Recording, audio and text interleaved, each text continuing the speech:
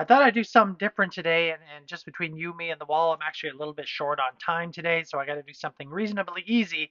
And so as a result, I'm going to show you some of my favorite pieces of original art that I own.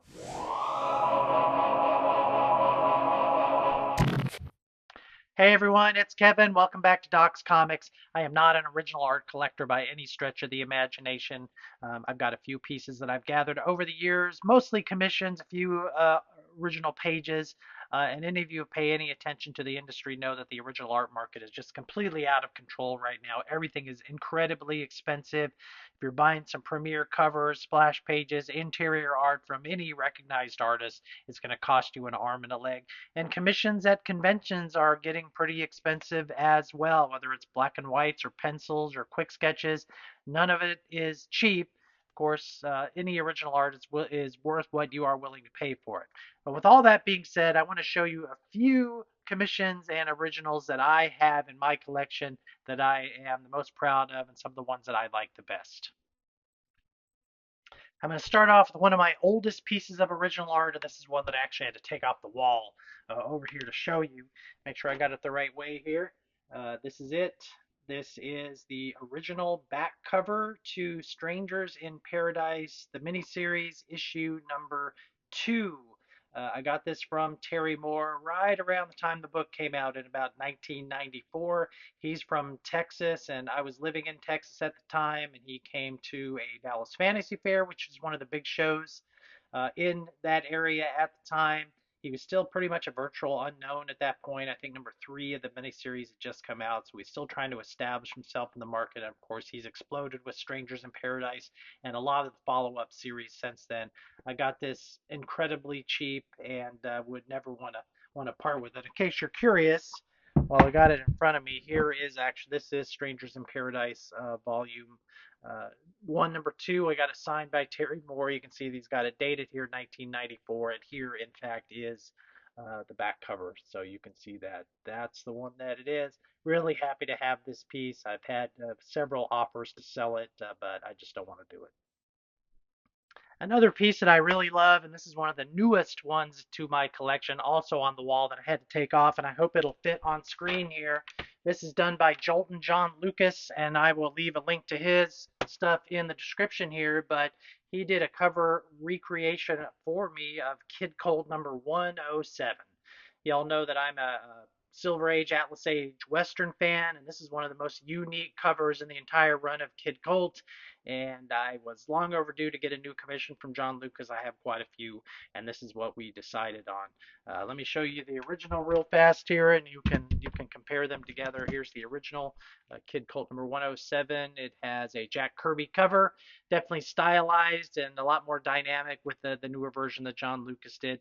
Interestingly, I want to get him to do another one. I want him to do Rawhide Kid number 22, and I got a copy of it coming. So now that I have, once I get that real copy, I'm going to contact him and see if he's interested in doing a recreation of that one for me as well.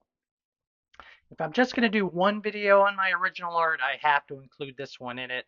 But in the event that I do multiple ones, if you like this, please leave a comment. If you want to see me do another one, I'm more than happy to. But this is my Fred Hembeck quadfecta, if you will, of 4 of the biggest Marvel Western heroes from the Silver and the Bronze Age. We got Rawhide Kid there top. Next to him is Ghost Rider, and at the bottom we've got Kid Colt and Two Gun Kid. Those of you who keep track of this stuff, excuse me, know that Fred Hembeck does sketch cards on eBay. He's selling them all the time. And I just happened to get all 4 of them over a period of time. He also does a little head sketch and identification of the sketch on the back. So I got glass on the back of this when I got it mounted as well. This is one of my pride and joys. I love this piece. I love Fred Hembeck. I love Marvel Western, so it's a perfect combination of everything. Back when I was really hardcore into getting sketches and commissions in the early to mid 2000s, I tried to have some running sketchbook themes. The first one that I did was D-list Marvel villains, and I did a video of that just last week. I'll post a link to it right here. But the other main one that I did was girls with guns, and 2 of my favorite girls with guns commissions that I got. This one is from the Unequalable Bruce Tim. It's the only color piece that I have. I have about 4 Bruce Tims. This is the only one that I have in color. Got this one also at San Diego Comic-Con. I mean, at the time, he was right at the top of my budget, and this is about the cheapest color one that I could get from him, so I snapped at it since it fit into the sketchbook theme. And then the other one that I have right in front of me here, this is another Girl with Gun color piece by Dan Brereton. I think I got this one at San Diego as well, although Heroes Con kind of sticks in my head that maybe I got it there as well. Either way, I really love this piece. I got it in the early 2000s. I think it's outstanding and very indicative of Dan Brereton's work. Next up, I have quite a few original pieces from Stan Sakai. As you probably know, Usagi Yojimbo is one of my favorite series of all time, if not the favorite series of all time. So it's hard to pick just one to show off, but this is the one I'm going to go ahead and go with. This is a crossover with Stan Sakai's Usagi Yojimbo and Hellboy, both in the same thing. A lot of fun get this one. This was a commission that I got from him at San Diego Comic Con. Back in the days when I used to go to San Diego every year from about 2006 to 2015 or so, I would get a commission from Stan Sakai every single year. And the theme that I had running was supporting characters from the series. This one doesn't necessarily qualify, but Mike Mignola was at the show this year as well. And so this is something I decided to go with. Incidentally, the program, I think, to Comic Con that year had Hellboy and Usagi Yojimbo on the cover, so that's why I went with this. I'll do one more before wrapping up this video, and this isn't the fanciest sketch commission that I have, but it is it is one of my favorites.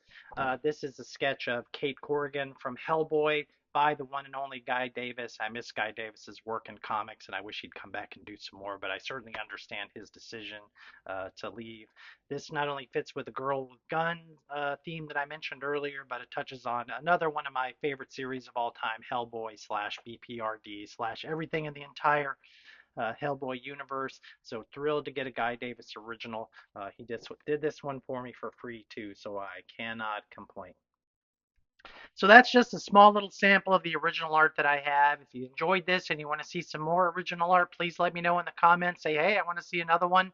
In the meantime, click on some of these links around here. I hope you all have a nice day, and we will see you all in the next video.